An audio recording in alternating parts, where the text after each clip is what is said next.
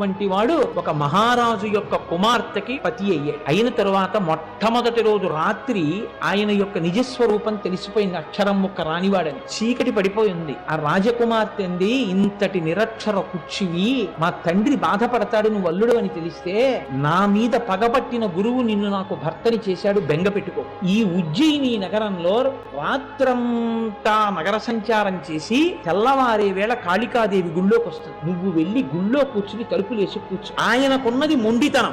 ఆ మొండితనాన్నే ఆస్తిగా ఆధారంగా చేసుకుని ఈశ్వరానుగ్రహం పొందగలిగినటువంటి శక్తిని ప్రచోదనం చేసింది. కాబట్టి నీవు వెళ్ళి కాళికాదేవి ఆలయంలో తలుపులు వేసి కూర్చో.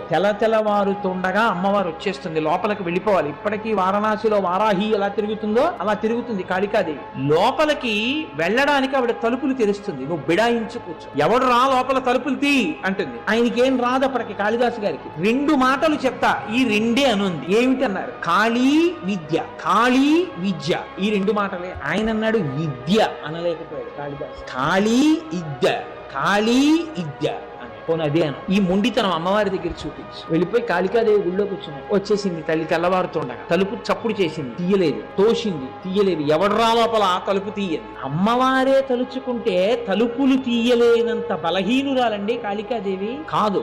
వచ్చిన ఆవిడ తనని అనుగ్రహించగలదు. గొర్రెలు కాసుకునేవాడిని నాకు ఆవిడ ఎలా ఇస్తుందండి కవిత్వం అని అడగకుండా కూర్చున్నాడు. వీడి విశ్వాసం. చూద్దాం ఏం చేస్తాడో. ఒరే తలుపు తీస్తావా తీవా? ఏమీ లేదన్నమాట. కాళీ విద్య, తలుపు తీస్తావా తీవా, ఈవిడ విద్య కావాలని ఆయన.